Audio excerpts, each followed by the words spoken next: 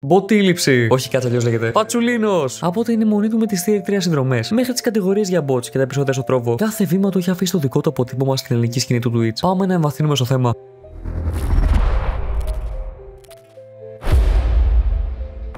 Hello, ο αγαπημένος Παπαγάλος εδώ και στο σημερινό βίντεο έχουμε τον αγαπημένο μας streamer. Μετά το Χαγιάτε και το Ελευθέρη TV προφανώς, τον πολύ συζητημένο άρχοντα των ρωσικών αλγορίθμων και του Rage Bait. Αντίληψη!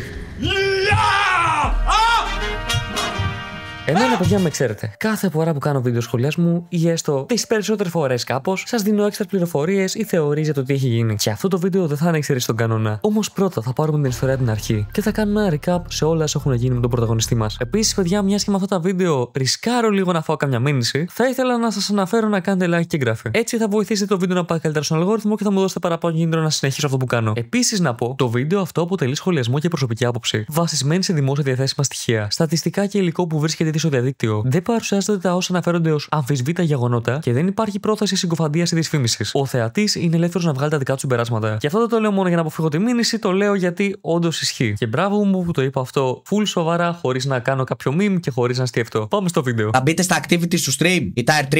Άμα είναι να φύγω, να βάλω vote να φύγω. Περιμένουμε 5 Tier 3 ακόμα, δεν έχουμε μέσα. Πάμε, η Tier 3, μπείτε! Δημό, βάρανε μαλάκα ένα Tier 3 να μπεις, έλα, τελείωνε. Έλα, εδώ κάτω το Tier 3 σου μπες, έλα, άντε, πλέμπες. Ένα από τα βασικά στοιχεία της κριτικής που είχε ασκηθεί στον Αντίληψη είναι η αιμονή του με συνδρομές Tier 3, που για κάποιο ηλίθιο λόγο το λέει λάθος και το λέει Tier. Στα αρχαία μας κότσο, ούτε για τα αρένα δεν έχεις, μη μιλάς. Το Tier είναι λάστιχο. Δεν έχει σχέση με συνδρομή. Tier προφέρεται. Για τον Αντίληψη, το Tier 3 δεν είναι μια απλή επιλογή του θεατές του. Το παρουσιάζει ως την κανονική και αυτονόητη στήριξη που οφείλει να δείχνει κάποιος αν θέλει να είναι μέρος της κοινότητάς του. Στηρίχτε. Κάνε το απλό στο σαμπάκι, 3 ευρώ και 70 λεπτά κάνει. Ένας γαμημένος καφές είναι το μήνα. Μία φορά το μήνα στηρίζεις. Γενικά, κάθε φαν πρέπει να έχει κάνει μια συνδρομή. Να έχει αγοράσει μια τυρόπιτερα, αδερφέ. Πώς όταν πας σε μια καφετέρα πρέπει να πάρεις κανένα καφέ. Έτσι και στην Αντίληψη, αν θες να βλέπεις και να συμμετέχεις στην κοινότητά του, πρέπει να δώσεις κάτι. Μαλάκα, δεν γίνεται έτσι. Δεν γίνεται να μην σπάστε μαλάκα ένα τάλαρο σε ένα μήνα. Να κεράσει ένα καφεδάκι το stream. Πείτε μου, αν δεν γουστάρετε άλλο, μαλάκα, το κλείσω τον μπουρδέλο, μην Από τα 1000 άτομα που παρακολουθούν και τα 5 άτομα που είναι όντως άτομα πρέπει να κάνουν Tier 3. Τα υπόλοιπα 995 δυστυχώς δεν μπορούν να θεωρηθούν φαν για μένα. Δεν έχουν ακόμα την ιδιότητα να νιώθουν συναισθήματα. Αλλά κάποια στιγμή η τεχνολογία θα φτάσει εκεί. Trust me. Μαλακές, ο μπρο έχει 1000 άτομα στο stream και το παίζει του διαβάζει μποτάκια. Και στα chat ο μόνος που γράφει είναι αυτός. Πάτε και αυτό λίγο, κάνει ένα Tier 3. Να σε γαμιάς. Δεν μπορείς να κάνει τα αρένα. Έλα για να σου φύγει το σασπί σου, μαλάκα, έλα, γιατί σε χαζός εκεί πέρα τώρα. Βασικά, περιμένετε. Θα σας δείξω με γιατί πράγμα μιλάω. Εδώ έχουμε ένα stream του Αντίληψη. Πάμε να δούμε πόσα άτομα γράφουν στο chat μέσα σε 30 δευτερόλεπτα. Αυτή τη στιγμή έχει 1000 άτομα. Και γράφουν 1, 2, 3 το πολύ. Πάμε να δούμε τώρα πόσοι γράφουν στο stream του Χάκη. Και για να είμαι πιο δίκαιος προς τον Αντίληψη, θα βάλω ένα stream του Χάκη που έχει 300 άτομα μέσα. Και όχι 1000. Ναι, γράφουν υπερβολικά παραπάνω, ακόμα και αν έχει 300 άτομα. Μάλλον αυτό γίνεται επειδή ο Χάκη δεν βάζει μποτάκια. Μπρο, Αντίληψη, φίλε μου, Θωμά, πρέπει να βάζεις λιγότερα μποτάκια, μπρο μου. Πρέπει να το κάνεις λίγο δύσκολο να καταλάβουμε ότι έχεις βάλει μποτάκια. Όταν φουσκώνεις τόσο πολύ τα νούμερα, μέχρι και ένας μπαμπουίνος μπορεί να καταλάβει ότι έχεις βάλει μποτάκια. Δεν είναι δύσκολο.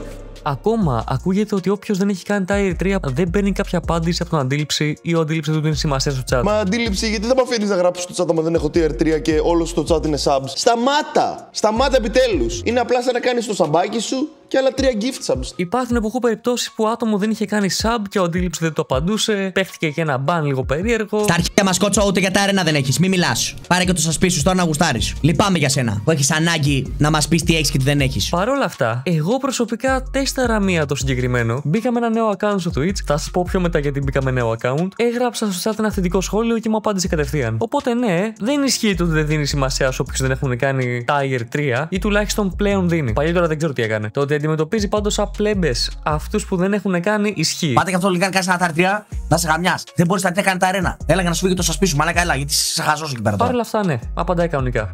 Και τώρα πάμε στο λόγο που έπρεπε να μπω με νέο account να το γράψω αυτό. Ανά καιρούς εγώ ήμουν τελείως βλαμμένος και το λέω αυτό τώρα ειλικρινά φάση, συγγνώμη. Είχα πάει και τον είχα τρολάρει με ένα account που είχα. Είχα γράψει αυτό το κόλπο που έχει 1000 άτομα και δεν γράφει κανείς στο chat πώς το κάνει. Και μαλάκες τρώω Insta ban από moderator και μου γράφει κάτι στείλω moderator γαμώ τη μάνα στην πουτάνα, κάτι τέτοιο. Παρένθεση, αυτό το λέω για να πάντα ενοχλήσω τον άνθρωπο. Μην πάει κανείς μαλάκες του γράφει πίπες. Άμα το κανένα γράφει από εδώ κάτω μηνύματα και τον δω επίσης στο κανάλι του Αντίληψη του γράφει μαλακίες, θα τον κάνω ban. Αυτό. Εδώ παιδιά δεν είμαστε για να παρατρύνουμε το να ενοχλούμε κόσμο. κόσμο. Πάντως του το δίνω, ο Αντίληψη έχει παίξει τρελή μπάλα. Άμα γράψεις μισή μαλακία στο chat του, τρώνεις instant ban μαλάκες. Δεν αφήνει τίποτα να πέσει κάτω. Περνώντας τώρα στα πιο πρόσφατα γεγονότα, το όνομα του Αντίληψη βρέθηκε ξανά στο επίκεντρο του Twitch. Όταν το Twitch αποφάσισε να βγάλει για 1-2 μέρες τα bots, μετά να τα ξαναβάλει γιατί το Twitch και είναι για τον Μπούτσο, ξαφνικά πολλοί streamers είδαν τα νούμερά τους να πέφτουν στο μισό. Σε εκείνο το διάστημα τα views του Αντίληψη έπεσαν από περίπου 1000 σε 300, το οποίο μου έκανε τεράστια εντύπωση, γιατί εγώ είχα στο μυαλό μου ότι τον βλέπουν 5 άτομα. Γιατί τέτοιο chat με 300 πάλι δεν γίνεται. Αν κάποιο ακόμα πιστεύει ότι δεν βάζει μποτάκια, τι να σου πω, μαλάκες. Ακόμα και fans του Νέστερ, μαλάκες. Αναγνωρίστε το αυτό. Πείτε, ναι, ξέρω εγώ βάζει μποτάκια, αλλά τουλάχιστον παίζει πολύ καλό LOL. Ειδικά στον bot. Μαλάκα πιτσί! Πες γαμίση ρε πούστη! Λίγο αργότερα γνωστό streamer, ο Tizel, έφαγε ένα μονοήμερο ban στο Twitch. Ο λογαριασμός σου έχει ανασταλεί προσωρινά. Ο ίδιος είπε ότι ο λόγος ήταν πως στο stream του φαίνονταν το chat του Kick. Κάτι που απαγορεύεται στο Twitch. Λέει ότι εγώ έκανα συγχώνευση συνομιλίας, άρα πρέπει να τιμωρηθώ για μία Ο μέρα. Αντίληψη όμως το είδε αλλιώς. Με αφορμή ένα story του Tizel, θεώρησε πως το ban είναι απόδειξη ότι Tizel κάνει botting. Καταλάβατε. Είναι main reason το μικρούλι που σου γράφει Ο άλλος fake λοιπόν το engagement. μεσημέρι. Ο άλλος λοιπόν το μεσημέρι. Λεπτομέρειες. Τι έκανες όλα. Ναι, Δεν έμεινε όμως εκεί. Έστειλε μήνυμα σε άλλο δημιουργό, το Λουκανικόπιτα, ζητώντας να φτιάξει βίντεο που να παρουσιάζει τον Diesel ως μποτάκια. Ανυπομονώ αύριο βιντεάκι για το Twitch μποτάκια που έφαγε μπαν 24ωρο. Βάλε όλη σου τη τέχνη, σε παρακαλώ, καθώς τώρα έχεις αποδείξεις, όχι θεωρίες. Του στέλνω αυτό, άρα δεν ήταν bots. Ωραία. Το οποίο, μαλάκες, δεν γίνεται legit να το έκανε κάποιος που είναι και streamer. Γιατί, ακόμα κι αν πιστεύεις ότι ο Tizel βάζει μποτάκια, σίγουρα δεν το πιστεύει αυτό ο Αντίληψη. Μπαν για botting στο Twitch. Παίζει να έχουν φάει 2 άτομα. Και αυτό επειδή κατά λάθος φάνηκε στην οθόνη του ότι βάζουν μποτάκια. Το Twitch δεν κάνει ποτέ μπαν για botting, ρε μαλάκα. Είναι όλη η πλατφόρμα με bots. Δηλαδή, ακόμα κι αν έβαζε μποτάκια ο Tizel, δεν θα τρώγε ποτέ μπαν γι' αυτό, ρε παιδιά. Εν τω μεταξύ, παιδιά, η ηρωνία είναι ότι ο Αντίληψη μποτάρει σε τέτοιο σημείο που βγαίνει πρώτος στο Twitch. Ο τύπος πενταπλασιάζει τα νούμερά του, ξέρω εγώ. Είχε γαμίσει κάποτε το τρόβο και ο μπρο τώρα βρήκε ευκαιρία και λέει: Ω, ήρθε η ώρα να κάνουμε ζημιά στον Diesel. Γιατί θα τον κατηγορήσουμε? Bots. Παιδιά, δεν γίνεται όλο αυτό να μην είναι rage bait. Κόβω τον κόλλο μου, ο Αντίληψη μας δουλεύει. Δεν γίνεται να το κάνει αυτό στα σοβαρά. Ο άλλος έφαγε το bait μόνος του για να πάρει 20 ευρώ στο YouTube. Ανέβασε πάλι ό,τι ήθελε επίτηδες. Πάλι με χρησιμοποίησε για να πάρει views και προβολές και όλα αυτά. Έτσι. πολύ σωστό στο GameCube. Το θέλαμε και το έκανε, έτσι. Η κίνηση αυτή προκάλεσε αλυσιδωτές αντιδράσεις. Οι γνωστοί συγχυριζόμενοι streamers μίλησαν γι' αυτό, κάνανε βίντεο. Σπίνα, Tizel, Καρπούζης, όλοι κράξαν τον Αντίληψη για την αποτυχημένη προσπάθειά του να χειραγωγήσει το Λουκανικόπιτα. Υπόθηκαν πολλές νέες κατηγορίες, πράγματα τα οποία δεν θέλω να σχολιάσω γιατί δεν έχω ιδέα και δεν έχω ρίξει να πω ανακρίβειες τώρα για κάποιον. Θα προσπαθήσουμε να ενώσουμε κάποιες γραμμές. Αυτές οι γραμμές τι είναι? Να δούμε αν ένα τυχαίο γεγονός, π.χ. τα φουσκωμένα views, τα οποία φαίνεται ότι δεν επιβεβαιώνονται από κάπου, μπορεί να σχετίζονται με το γεγονός ότι υπάρχουν πάρα πολλά questionable subs στο κανάλι. Να συνδυάσουμε ένα άλλο γεγονός, το οποίο μπορεί να είναι, ας πούμε, ρε παιδί μου, κάποιες πρακτικές οι οποίες χρησιμοποιούνται, όπως για παράδειγμα τα giveaways, τα οποία μπορεί να μην διεκπεραιώνονται σωστά. Από τα περίεργα πράγματα που αναφέρθηκαν ήταν για το πόσο Αντίληψη είχε προσπαθήσει να χρησιμοποιήσει τη μητέρα του στο παρελθόν για να τον λυπηθούμε. Γιατί τότε, όταν έλεγε τη μάνα του, αχ, δεν κάτσε κλάψε εδώ λίγο, το τι έλεγε του κάνουμε σε μια στη δουλειά του, αυτό στη δικιά σου τη μάνα που είχε καρκίνο και έκανε 40 χειρουργία για να γίνει καλά, ήξερε ότι πει πουτάνα! Από τα ενδιαφέροντα πράγματα που έγιναν ήταν ότι αναφέρθηκε το πόσο Αντίληψη είχε κάνει ζημιά στο τρόβο παλιότερα. Να σου θυμίσω ότι τα συμβόλαια στο τρόβο κάτι τι πισαρεστήτα και αμπίστατε! Πάμε να μάθουμε γι' αυτό. Στην περίοδο που το τρόβο ήταν ενεργό στην Ελλάδα, υπήρχαν κάποια πολύ καλά συμβόλαια για streamers. Οι δημιουργοί πληρωνόντουσαν ανάλογα με τα πόσα άτομα είχαν να του βλέπουν. Του θεατές. Μαλάκες, ήταν η απόλυτη πλατφόρμα. Δεν χρειαζόταν να κάνουμε donate για να υποστηρίξουμε του streamers και απλά έπρεπε να του βλέπουμε. Σύντομα όμως προέκυψε ένα πρόβλημα. Ο Αντίληψη κατηγορήθηκε ότι έβαζε bots για να αυξήσει του θεατές. Ο Φατσουλίνος, όταν έβαζε bots για να ανεβάσει τα νούμερά του και να πληρώνεται καλύτερα, δεν επωφέλησε απλά τον εαυτό του χωρίς να μας κάνει ζημιά.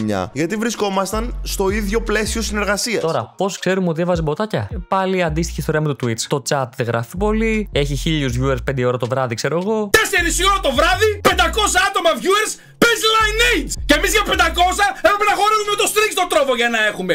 Και έγραφε ένα άτομο! Για χαζούς μας περνάτε! Δεν έχασε καθόλου κοινό όταν έκανε μεταφορά το Twitch στο τρόβο, ενώ όλοι οι άλλοι streamers είχαν 30% κάτω viewership, ο Αντίληψη είχε το ίδιο και παραπάνω. Και τώρα πάμε στο πρόβλημα που δημιουργούν τα μποτάκια. Ας πούμε ότι κάποιος έχει 1000 άτομα κοινό. Το κοινό αυτό, αν είναι υπαρκτά άτομα, δίνουν χρήματα στην πλατφόρμα. Αν οποιοδήποτε έχει 1000 άτομα κοινό, αλλά στην πραγματικότητα τα 50 από αυτά είναι πραγματικά, τότε η πλατφόρμα τον πληρώνει για τα 1000 άτομα, ενώ τα χρήματα που παίρνει πίσω η πλατφόρμα αντιστοιχούν σε 50 άτομα. Οπότε η πλατφόρμα βγαίνει μείον. Και επειδή αυτό συνέβαινε γενικά στο τρόβο, παγκόσμια άτομα να βάζουν μποτάκια, η πλατφόρμα στο τέλος έσβησε. Τους τέλειωσαν τα χρήματα. Στην Ελλάδα, μάλιστα, από ό,τι κατάλαβα, τους τέλειωσαν τα χρήματα πιο γρήγορα από όσο θα έπρεπε. Οπότε αυξήσαν τα requirements και έτσι όλη η κοινότητα έχασε χρήματα και έσβησε επειδή υπήρχαν άτομα τα οποία βάζαν μποτάκια και κλέβαν στα νούμερα. Η ελληνική κοινότητα χάθηκε από τον τρόπο, τα requirements ανέβηκαν υπερβολικά ψηλά, τα χρήματα άρχισαν να μειώνονται σιγά-σιγά και μέσα σε λίγους μήνες η πλατφόρμα είχε χάσει το μεγαλύτερο κομμάτι των Ελλήνων δημιουργών. Και πρακτικά διαλύθηκε. Προφανώς δεν φταίει μόνο ο Αντίληψη αυτό. Φταίνε όλοι όσοι αυξάναν τεχνικά τα νούμερά τους. Και φταίει και η πλατφόρμα ίδια που δεν είχε κάποιο μέτρο για να τους περιορίσει. Και τώρα θέλω να ευχαριστήσω το σημερινό χορηγό αυτού του βίντεο, το NordVPN. Όλοι ξέρουμε τι είναι το NordVPN, αλλά πρέπει να τα ξαναπώ. Είναι ένα VPN που σε βοηθάει να κρύψει την τοποθεσία σου, να την κάνεις αόρατη και να μην φαίνεσαι στο Ιντερνετ. Να αποφύγεις πρόστιμο 700 ευρώ αν ποτέ μπει σε εφαρμογή αυτού του λόγου που δεν υπάρχει περίπτωση. Και το πιο σημαντικό, αν πατήσει το link στην περιγραφή, να στηρίξει τον αγαπημένο σου YouTuber, τον Μάκιους. Έχει αυτό χορηγία. Αλλά πέρα από τον Μάκιους, τον Mr. Παπαλβανάκη. Πες όχι στα πρόστιμα, ναι στην ανωνυμία, ζήτω στην ανεργία και το NordVPN είναι αγάπη. Το NordVPN είναι ζωή. Κάνε εγγραφή από το link στην περιγραφή για να στηρίξει αυτή την εκπομπή. Και τώρα περιμένω να δω αν ξέχασα να πω κάτι για το NordVPN. Πω είμαι βλάκας. Ναι, παιδιά, και παίρνετε τρελή έκπτωση με το link στην περιγραφή. Πατήστε το. Actually, είναι καλή έκπτωση. Φαίνεται αυτή τη στιγμή στην οθόνη. Πόσο ήταν η έκπτωση, ξέχασα. 75% έκπτωση. 2 χρόνια. Take it, it's yours. Παιδιά, άμα κάποιο βλέπει από το NordVPN, είμαι αξιόπιστος γενικά σαν YouTuber για χορηγίες. Ναι, προτιμήστε με. Τώρα πάμε στο σημείο του βίντεο που θα σας πω έξτρα πληροφορίες, τις οποίες πήρα από μια αξιόπιστη πηγή. Την οποία δεν μπορώ να πω γιατί θέλει να παραμείνει ανώνυμη και θα σας πρότεινα να μην γράφετε στα σχόλια ποιος είναι. Όχι, δεν είναι ο Jack Loop. Είναι actually αξιόπιστη πηγή, είναι streamer. Πολλά από τα πράγματα που θα υποθούν τώρα είναι για την ιστορία του Αντίληψη, στο παρελθόν, πώς ξεκίνησε και αυτό το λόγο δεν υπάρχουν πολλές αποδείξεις. Οπότε μην τα πάρετε στα σοβαρά, μην τα ξαναλέμε, διορθώστε με από κάτω όταν λέω μαλακία. Αυτό. Πάμε στο βίντεο. Την περίοδο 2018-19, ο Αντίληψη κινόταν ακόμα σε πολύ μικρά μεγέθη. Περίπου 270 με 320 viewers. Ήταν αρκετά τίμια νούμερα για την εποχή. Το περίεργο όμως της υπόθεσης, και εκείνο που τράβηξε το βλέμμα πολλών, ήταν διάφορες περίεργες εξάρσεις. Βράδια που, χωρίς κάποιο ιδιαίτερο λόγο, οι θεατές έφταναν 600-700. Την ώρα που το chat παρέμενε ίδιο και ιδιαίτερα ήσυχο. Έτσι ξεκίνησαν τα πρώτα σχόλια και οι πρώτες φήμες περί τεχνικής ενίσχυσης. Χωρίς όμως τότε να υπάρχει κάποια απόδειξη πέρα από το δυσανάλογο chat ή σοβαρή προσοχή από το Twitch. Καθώς ο Μπρο πρόσεχε και γενικά τέσταρε λίγο τα νερά. Ήθελε να δει μέχρι πού τον παίρνει. Το 2021 παρόλα αυτά ξεκίνησαν τα πολύ περίεργα. Από 300 άτομα πήγαμε στο 500-600. Και το chat ίδιο. Αλλά καθόλου σταθερά. Ο Μπρο μπορεί τον ένα μήνα να έχει 1000 viewers και τον επόμενο μήνα να έχει 300.